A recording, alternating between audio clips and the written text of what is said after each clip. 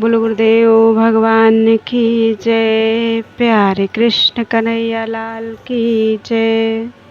श्री गर्ग संहिता माधुर्य खंड चल रहा है और आज है 20वां अध्याय। बलदेव जी के हाथ से प्रलंबासुर का वध तथा उसके पूर्व जन्म का परिचय। श्री नारद जी कहते हैं, राजन, इस प्रकार यमुना जी का सहस्र नाम स्तोत्र सुनकर वीर भूप शिरोमणि मानधाता सौभरी मुनि को नमस्कार करके अयोध्यापुरी को चले गए। यह मैंने तुमसे गोपियों के शुभ चरित्र का वर्णन किया, जो महान पापों को हर लेने वाला और पुण्यप्रद है। बताओ और क्या सुनना चाहते हो। बहुलास्व बोले, ब्राह्मण, मैंने आपके मुख से गोपियों के चरित्र का उत्तम वर्णन सुना, साथ ही यमुना के पंचांग का भी श्रवण किया, जो बड़े बड़े पातकों का नाश करने वाला है। साक्षात गोलोक के अधिपति भगवान श्री कृष्ण ने बलराम जी के साथ ब्रजमंडल में आगे कौन कौन सी मनोहर लीलाएं की, यह बताइए। श्री नारद जी ने कहा, राजन, एक दिन श्री बलराम और ग्वाल बालों के साथ अपनी गौएं चराते हुए श्री कृष्ण भांडीर वन में यमुना जी के तट पर बालोचित खेल खेलने लगे। बालकों से बाह्य वाहन का खेल करवाते हुए श्री कृष्ण मनोहर गौओं की देखभाल करते हुए वन में विहार करते थे। इस खेल में कुछ लड़के वाहन, घोड़ा आदि बनते और कुछ उनकी पीठ पर सवारी करते थे। उस समय वहाँ कंस का भेजा हुआ असुर प्रलंब गोप रूप धारण करके आया। दूसरे ग्वाल बाल तो उसे न पहचान सके, किंतु भगवान श्री कृष्ण से उसकी माया छिपी न रही। खेल में हारने वाला बालक जीतने वाले को पीठ पर चढ़ाता था, किंतु जब बलराम जीत गए तब उन्हें कोई भी पीठ पर चढ़ाने को तैयार नहीं हुआ। उस समय प्रलंबासुर ही उन्हें भांडीर वन से यमुना तट तक अपनी पीठ पर चढ़ाकर ले जाने लगा। एक निश्चित स्थान था जहां ढोकर ले जाने वाला बालक अपनी पीठ पर चढ़े हुए बालक को उतार देता था, परंतु प्रलंबासुर उतारने के स्थान पर पहुंचकर भी उन्हें उतारे बिना ही मथुरा तक ले जाने को उद्यत हो गया। उसने बादलों की घोर घटा की भांति भयानक रूप धारण कर लिया और विशाल पर्वत के समान दुर्गम हो गया।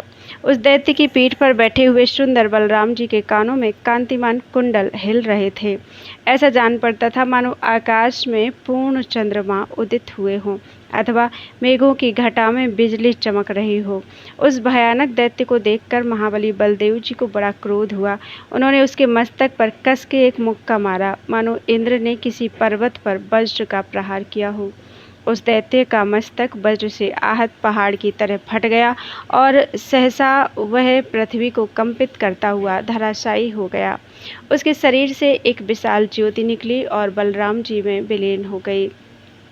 उस समय देवता बलराम जी के ऊपर नंदनवन के फूलों की वर्षा करने लगे। नृपेश्वर पृथ्वी पर और आकाश में भी जय जयकार होने लगी। राजन, इस प्रकार श्री बलदेव जी के परम अद्भुत चरित्र का मैंने तुम्हारे समक्ष वर्णन किया। अब और क्या सुनना चाहते हो। बहुलासु ने पूछा, मुने, वह रण दुर्मद दैत्य प्रलंब पूर्व जन्म में कौन था और बलदेव जी के हाथ से उसकी मुक्ति क्यों हुई। श्री नारद जी ने कहा, राजन, यक्षराज कुबेर ने अपने सुंदर वन में भगवान शिव की पूजा के लिए फुलवारी लगा रखी थी और इधर उधर यक्षों को तैनात करके उन फूलों की रक्षा का प्रबंध करवाया था।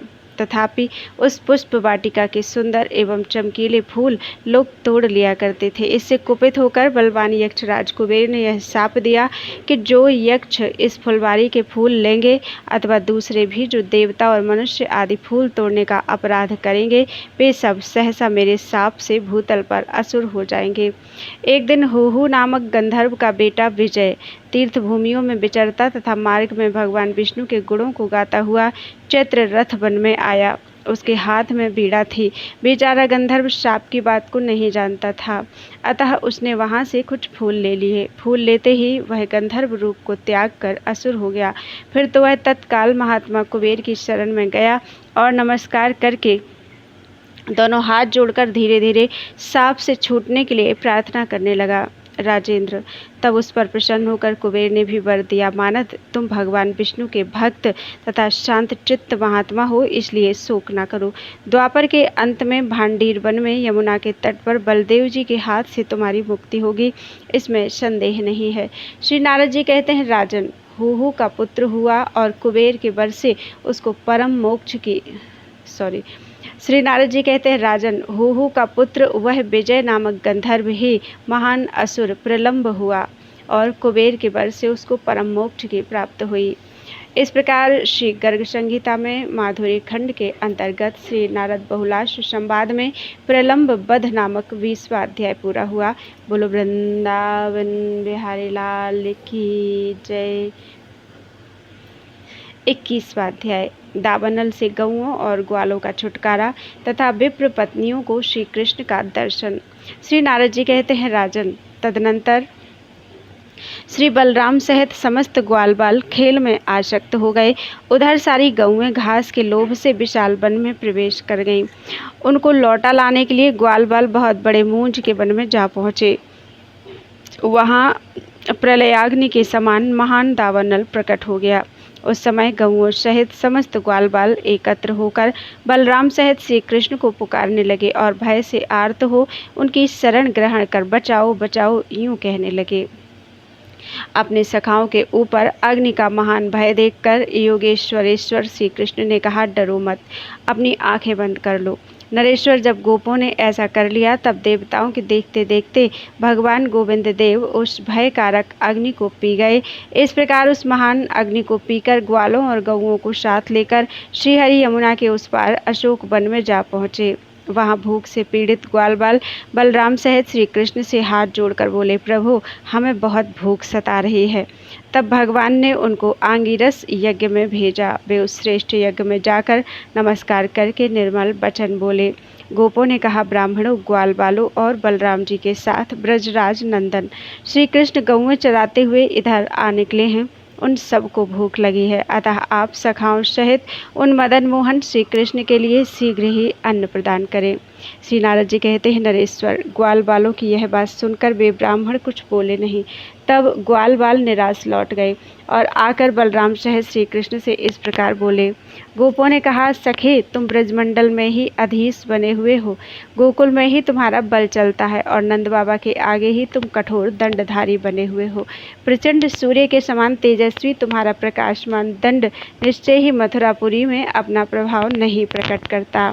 श्री नारद जी कहते हैं, राजन, तब श्रीहरि ने उन ग्वाल वालों को पुनः यज्ञ करता ब्राह्मणों की पत्नियों के पास भेजा। तब वे पुनः यज्ञशाला में गए और उन ब्राह्मण पत्नियों को नमस्कार करके वे श्री कृष्ण के भेजे हुए ग्वाल हाथ जोड़कर बोले।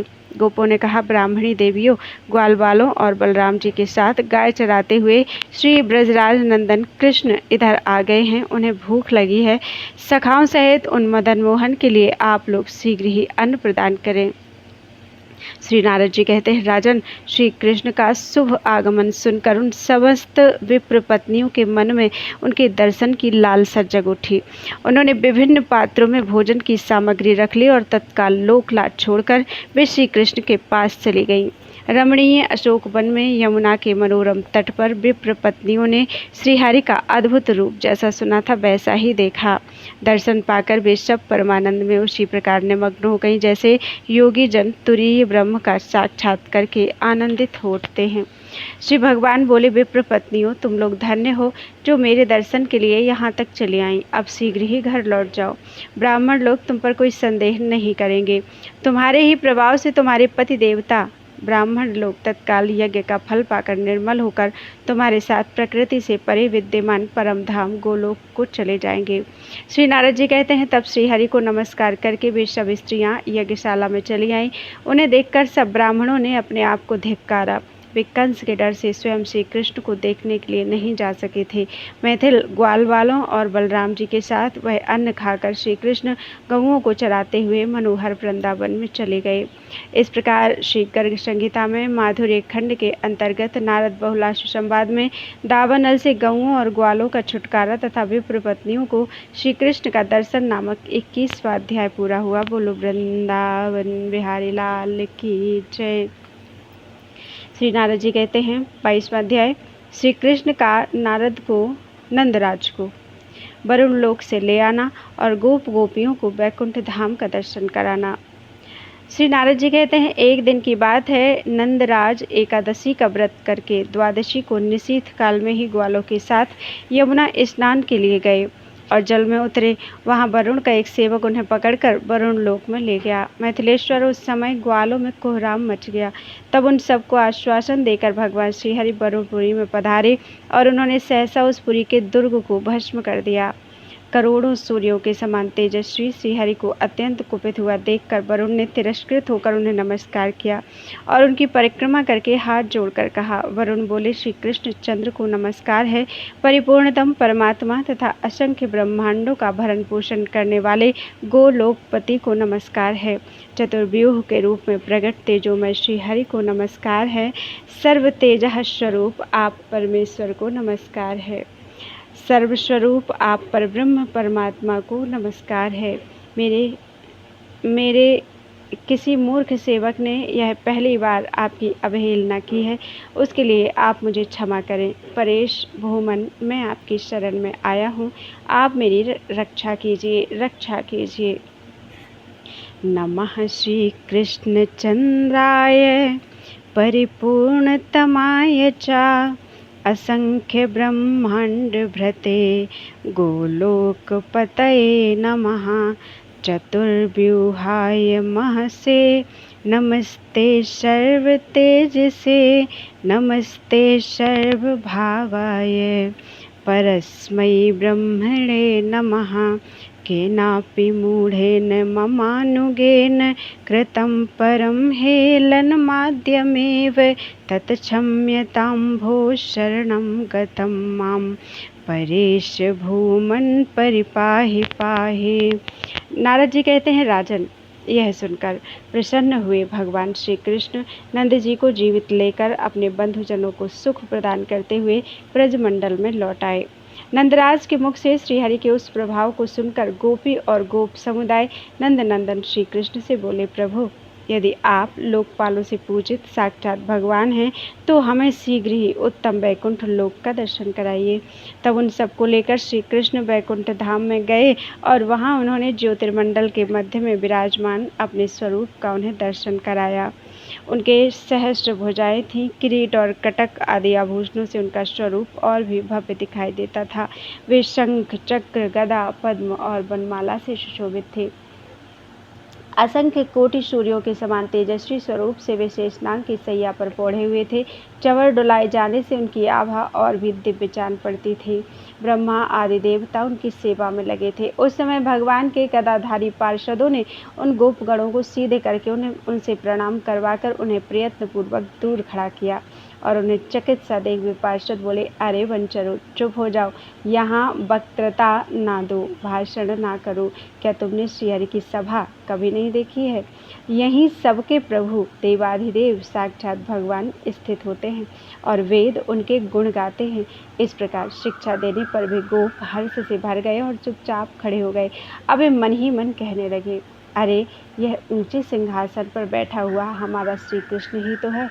हम समीप खड़े हैं तो भी हमें नीचे खड़ा करके ऊंचे बैठ गया है और हमसे क्षण भर के लिए बात तक नहीं करता। इसलिए ब्रज से बढ़कर ना कोई श्रेष्ठ लोक है और ना उससे बढ़कर दूसरा कोई सुखदायक लोक है, क्योंकि ब्रज में तो यह हमारा भाई रहा है और इसके साथ हमारी परस्पर बातचीत होती रही है। राजन, इस प्रकार कहते हुए उन गोपों के साथ परिपूर्णतम प्रभु भगवान श्रीहरि ब्रज में लौट आए।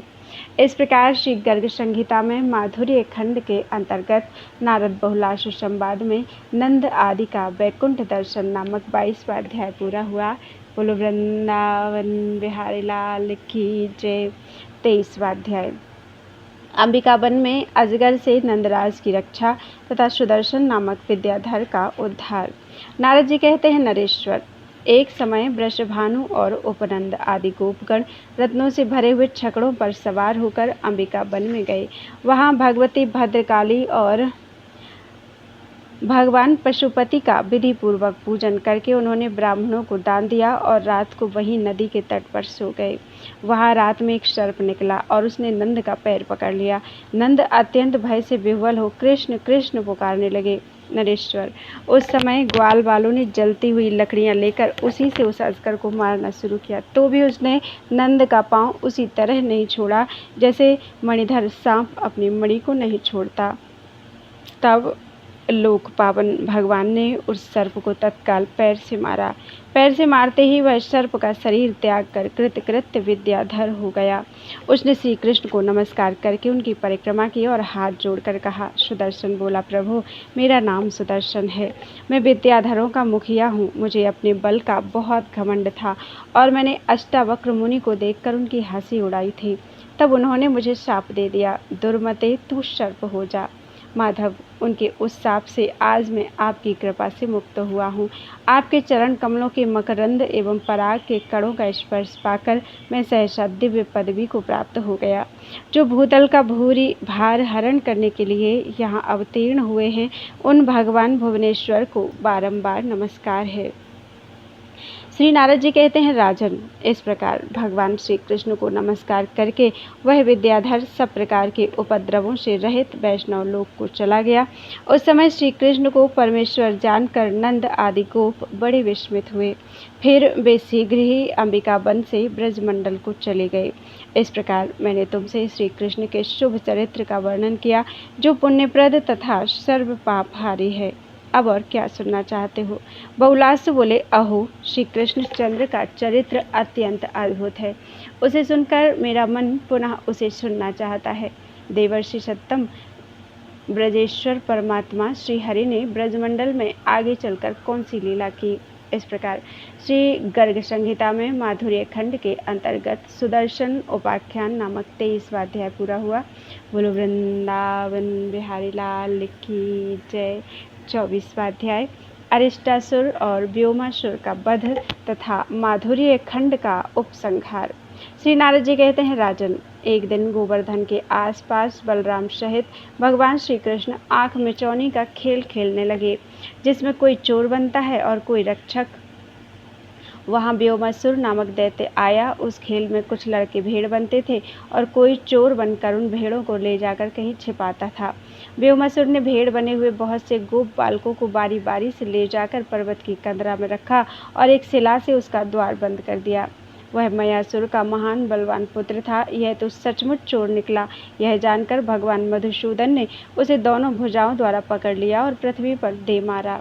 उस समय दैत्य मृत्यु को प्राप्त हो गया और उसके शरीर से निकला हुआ प्रकाशमान तेज 10 दिशाओं में घूमकर श्री कृष्ण में लीन हो गया। उस समय स्वर्ग में और पृथ्वी पर जय जयकार की ध्वनि होने लगी। देवता लोग परम आनंद में मग्न होकर फूल बरसाने लगे। बहुलास ने पूछा, मुनि, यह व्योम नामक असुर पूर्व जन्म में कौन सा पुण्यात्मा मनुष्य था, जिसने श्याम घन में बिजली की भांति श्री कृष्ण में विलय प्राप्त किया? नारद जी बोले, राजन, काशी में भीमरथ नाम से प्रसिद्ध एक राजा थे, जो सदा दान पुण्य में लगे रहते थे। वे यज्ञ करता, दूसरों को मान देने वाले, धनुर्धर तथा विष्णु भक्ति परायण थे। वे राज्य पर अपने पुत्र को बिठाकर स्वयं मलयाचल पर चले गए और वहां तपस्या आरंभ करके 1 लाख वर्ष तक उसी में लगे रहे। उनके आश्रम में एक समय महर्षि पुलस्त्य शिष्यों के साथ आए।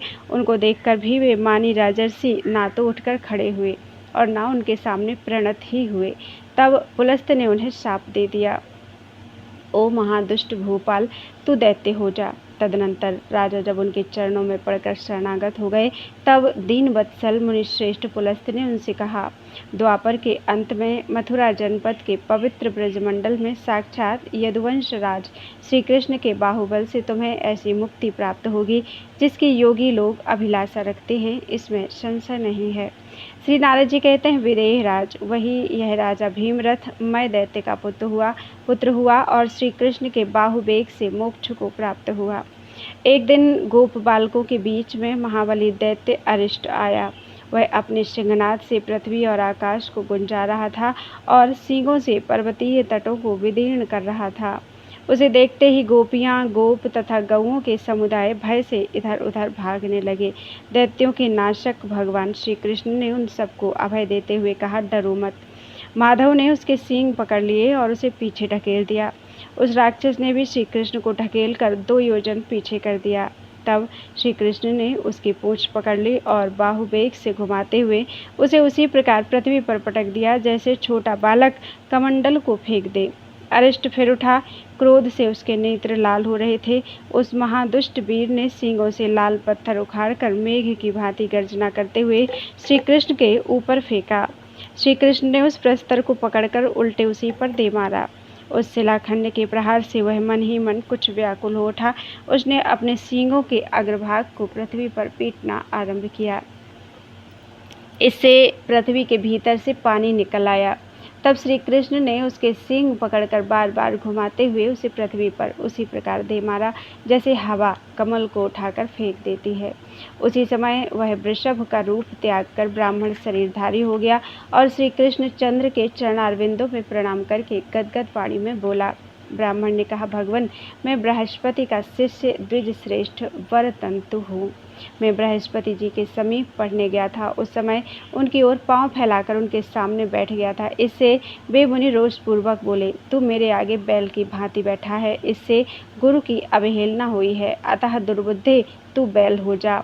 माधव, उस साप से मैं वंग देश में बैल हो गया। असुरों के संग में रहने से मुझे असुर भाव आ गया था।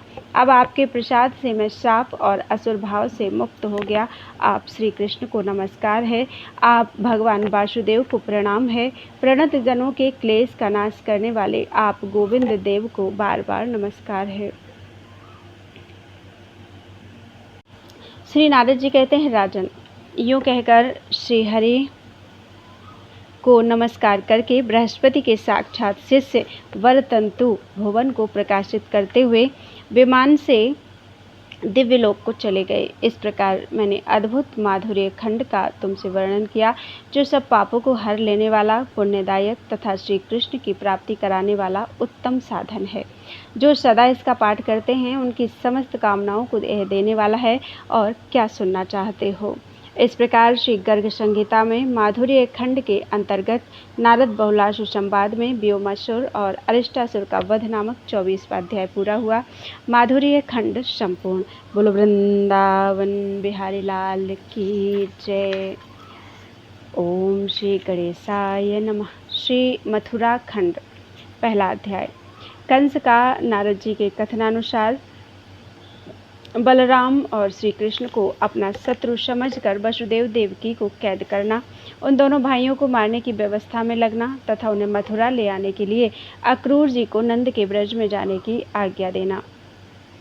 वसुदेव सुतम देवम कंस चाणूरमर्दनम देवकी परमानंदम कृष्णम वंदे जगद्गुरुम। जो वसुदेव जी के यहाँ पुत्र रूप से प्रकट हुए हैं, जिन्होंने कंस एवं चाणूर का मर्दन किया है तथा जो देवकी को परम आनंद प्रदान करने वाले हैं, उन जगत गुरु भगवान श्री कृष्ण चंद्र को, भगवान श्री कृष्ण की मैं वंदना करता हूँ। राजा बहुलासु ने पूछा, मुने, भगवान श्री कृष्ण ने मथुरा में कौन कौन सी लीलाएं की? उन्होंने कंस को क्यों और कैसे मारा? यह सब मुझसे ठीक ठीक बताइए। नारद जी ने कहा, नृपेश्वर, एक दिन साक्षात परमात्मा श्री हरि के मन से प्रेरित होकर मैं दैत्य वध संबंधी उद्यम को आगे बढ़ाने के लिए उत्कृष्टपुरी मथुरा के दर्शनार्थ वहां आया।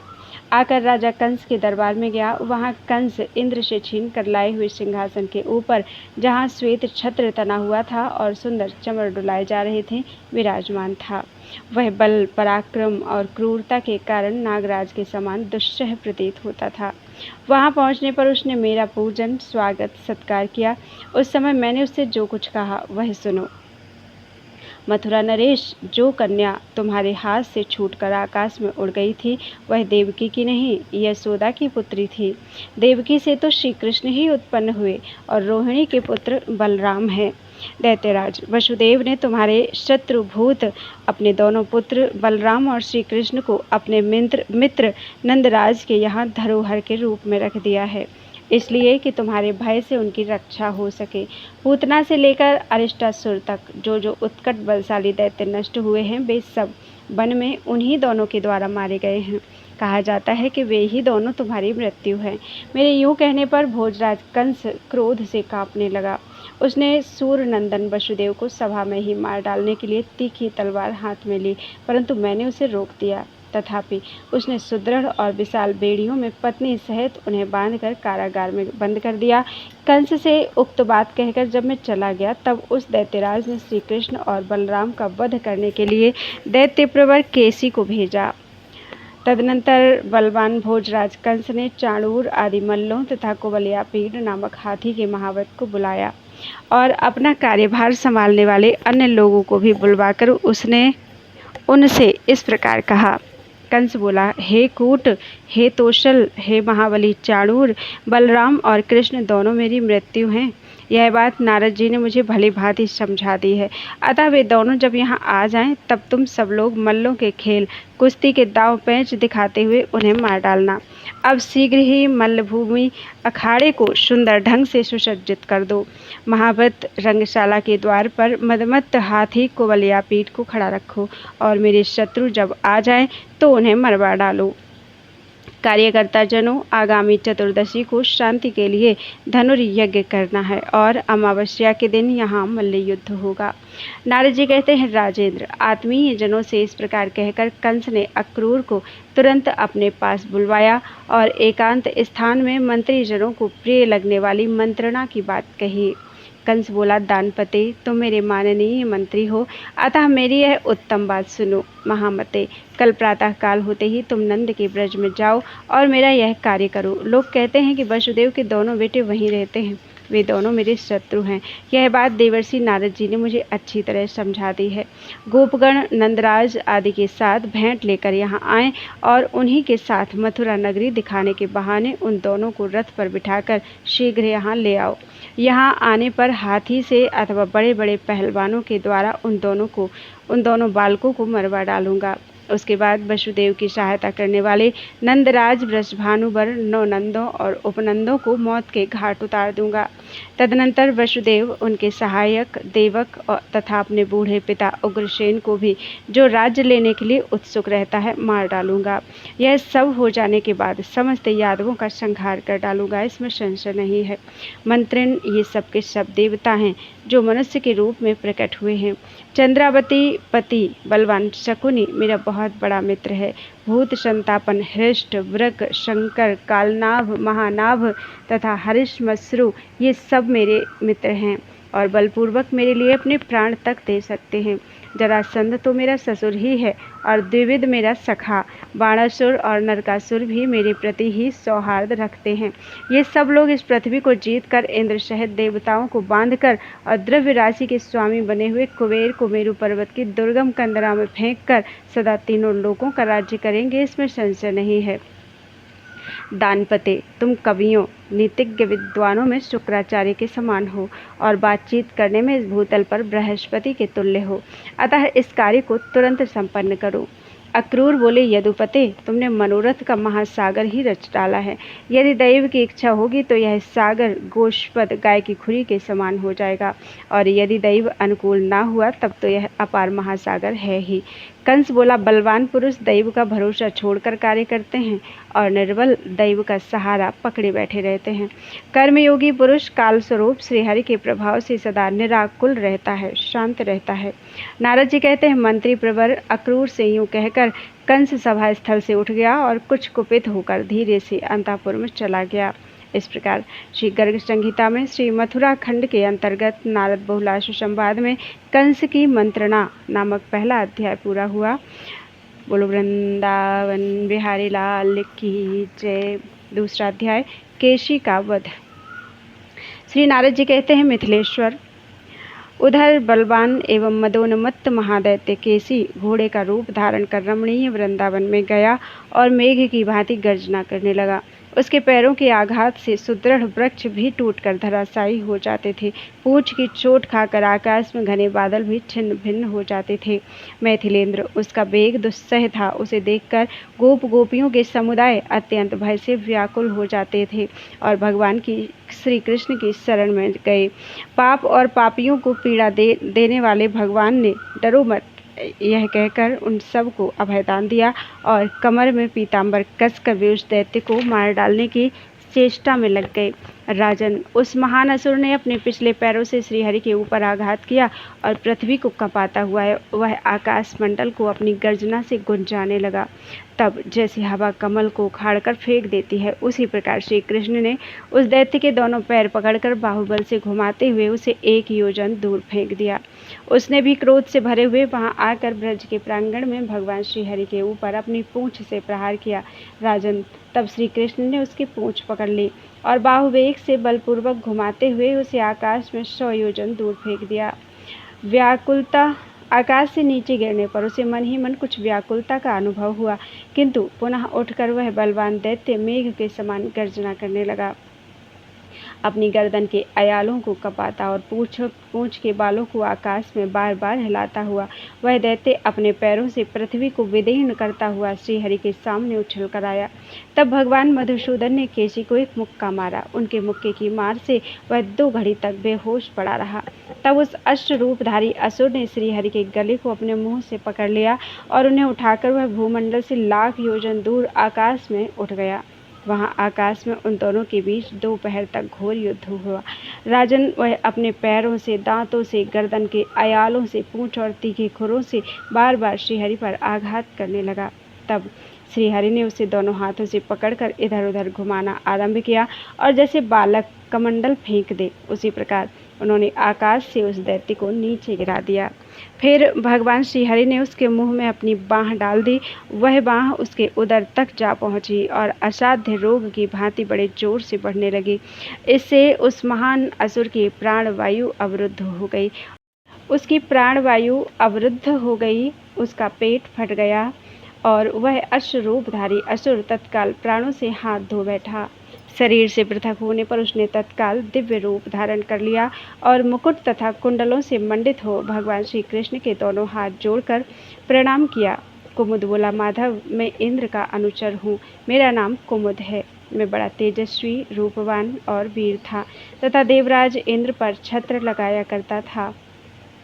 पूर्व काल में वृत्तासुर का वध हो जाने पर प्राप्त हुई ब्रह्म हत्या की शांति के लिए स्वर्गलोक के स्वामी ने अश्वमेध नामक उत्तम यज्ञ का अनुष्ठान किया। अश्वमेध का घोड़ा श्वेत वर्ण का था। उसके कान श्याम रंग के थे और वह मन के समान तीव्र वेग से चलने वाला था। मेरे मन में उस पर चढ़ने की इच्छा हुई। इस कामना से मैं प्रसन्न हो उठा और उस घोड़े को चुराकर आतल लोक में ले चला। तब मरुदगणों ने मुझ महादुष्ट को पास में बांधकर देवराज इंद्र के पास पहुंचाया। देवेंद्र ने मुझे शाप देते हुए कहा, दुर्बुद्धे, तू राक्षस हो जा।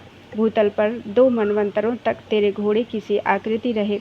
प्रभु, आज आपका स्पर्श पाकर मैं उस शाप से तत्काल मुक्त हो गया हूँ। देव, अब मुझे अपना किंकर बना लीजिए। मेरा मन आपके चरण कमल में लग गया है। आप समस्त लोकों के एकमात्र साक्षी हैं। आप भगवान श्रीहरि को नमस्कार है।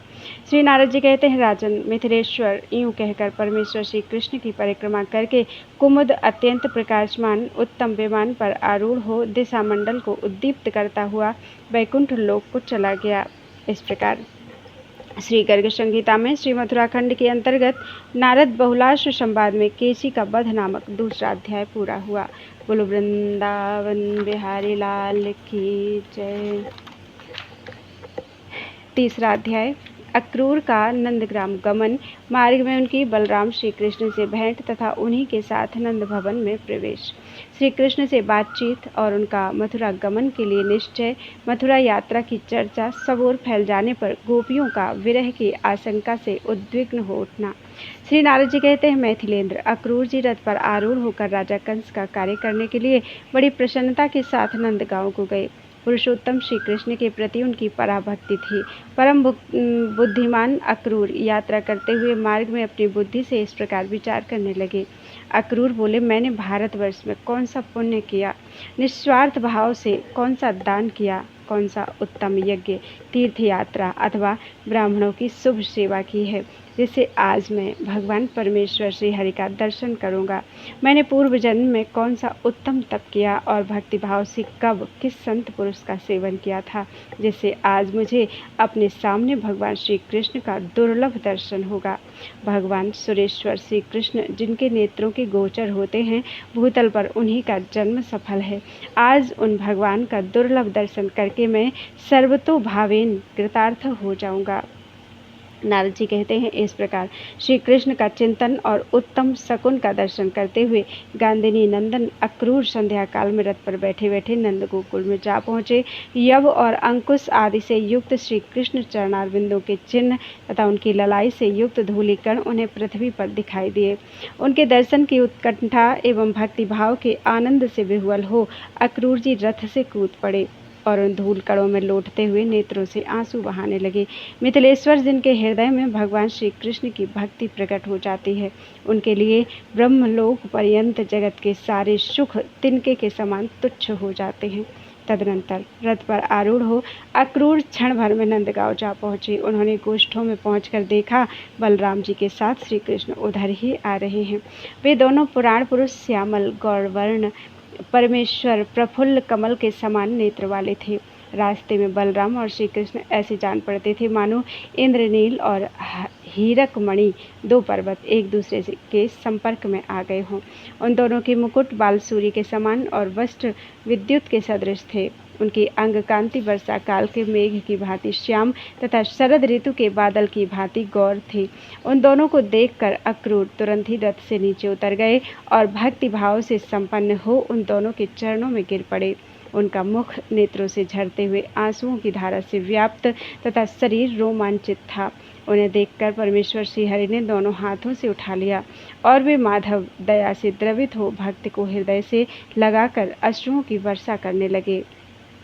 इस प्रकार बलराम सहित श्री हरि उनसे मिलकर शीघ्र ही उन्हें घर ले आए और वहां उन्होंने उनके लिए श्रेष्ठ आसन दिया। अतिथि सत्कार में एक गाय देकर प्रेम पूर्वक सरस भोजन प्रस्तुत किया। नंद ने अक्रूर को दोनों हाथों द्वारा हृदय से लगाकर पूछा, अहो तुम कंस के राज्य में कैसे जी रहे हो? जिस निर्लज्ज ने अपनी बहन के नन्हे से शिशुओं को मार डाला, वह दूसरे लोगों के प्रति दयालु कैसे होगा? नंद जी जब घर में चले गए तब श्रीहरि ने उनसे माता पिता की सारी कुशल पूछी। इसी प्रकार अपने बंधु बांधव यादवों का समाचार पूछकर कंस की सारी विपरीत बुद्धि के विषय में भी जिज्ञासा की। अक्रूर बोले, देव परसों की बात है, भोजराज कंस हाथ में तलवार लेकर वसुदेव को मार डालने के लिए उद्यत हो गया था, किंतु नारद जी ने उसे रोक दिया था। समस्त यादव बंधु बांधव भय से विह्वल और दुखी थे। भूमन कितने ही कंस के भय से कुटुंब सहित दूसरे देशों में चले गए हैं। वह आज ही यादवों को मार डालने और देवताओं को जीत लेने के लिए उद्योगशील है। इस पृथ्वी पर बलवान दैत्यराज कंस कुछ और भी करना चाहता है, अतः आप दोनों को जगत का अक्षय कल्याण करने के लिए वहां अवश्य चलना चाहिए। आप दोनों प्रभुओं के बिना सत्पुरुषों का कोई भी कार्य सिद्ध नहीं हो सकता। नारद जी कहते हैं, राजन, अक्रूर जी की बात सुनकर बलराम सहित भगवान श्री कृष्ण ने नंदराज की सलाह लेकर कार्यकर्ता गोपों से इस प्रकार कहा। श्री भगवान बोले, बंधुओं, बड़े बूढ़े गोपों के साथ बलराम सहित मैं तथा नंदराज भी मथुरा जाएंगे। नवो नंद और उपनंद तथा छहों ब्रजभानु सब लोग प्रातःकाल उठकर मथुरा की यात्रा करेंगे। अतः तुम सब लोग दही, दूध और घी आदि गोरस एकत्र करो। उसके साथ राजा को देने के लिए अन्य अन्य उपायन भी होंगे। छकड़ों के साथ रथों को भी ठीक ठाक करके शीघ्र तैयार करो। नारद जी कहते हैं, यह सुनकर कार्य करने वाले सब गोपों ने घर घर में जाकर गोपियों के सुनते हुए वह सारा कथन ज्यों का त्यों दोहरा दिया। यह सुनकर गोपियों का हृदय उद्विग्न हो उठा। वे भावी विरह की आशंका से विह्वल हो गई और घर घर में एकत्र हो वे सब की सब परस्पर इसी विजय की बातें करने लगी। नृपेश्वर महात्मा श्री कृष्ण के प्रस्थान की यह बात ब्रजभानु वर के भी घर पहुंच गई। प्रियतम चले जाएंगे, यह समाचार भरी सभा में अकस्मात सुनकर ब्रजभानु नंदिनी अत्यंत दुखित हो गई। वे हवा की मारी हुई कदली की भांति पृथ्वी पर गिर पड़ी और मूर्छित हो गई। किन्हीं गोपियों की मुखश्री अत्यंत मलिन हो गई। हाथ की अंगूठियां कलाइयों के कंगन बन गई। उनके केशों के बंधन ढीले हो गए और उनमें गुथे हुए फूल शीघ्र शिथिल होकर गिर पड़े। वे गोपियां चित्र लिखी सी खड़ी रह गई। नृपेश्वर कुछ गोपियां अपने घर में श्री कृष्ण गोविंद हरे मुरारी यूं कहती हुई अत्यंत विह्वल हो गई और घर के सारे कामकाज छोड़कर योगी की भांति ध्यानानंद में मगन हो गई। राजन, कुछ गोपियां समर्थ रहीं। वे एकत्र हो एक साथ आपस में इस प्रकार बातें करने लगी। बात करते समय उनके कंठ गदगद हो गए और वाणी लड़खड़ा रही थी। उनके नेत्रों से स्वतः अश्रुधारा प्रवाहित होने लगी। गोपियां बोली, अहो, अत्यंत निर्मोही जन का चरित्र बड़ा विचित्र होता है। वह कहने योग्य नहीं है। निर्मोही मनुष्य मुँह से तो कुछ और कहता है, परंतु हृदय में कुछ और ही भाव रखता है। उसके मन की बात तो देवता भी नहीं जानता, फिर मनुष्य कैसे जान सकता है। रास में इन्होंने जो जो बात कही थी, उन सबको अधूरी ही छोड़कर वे चले जाने को उद्यत हो गए हैं। अहो, हमारे इन प्राण वल्लभ के मथुरापुरी चले जाने पर हम सबको कौन कौन सा कष्ट नहीं होगा। इस प्रकार श्री गर्ग संहिता में श्री मथुराखंड के अंतर्गत नारद बहुलाशु संवाद में अक्रूर का आगमन नामक 3रा अध्याय पूरा हुआ। बोलो वृंदावन बिहारी लाल की जय। त्वदीयं वस्तु गोविंदं तुभ्यमेव समर्पयेत्।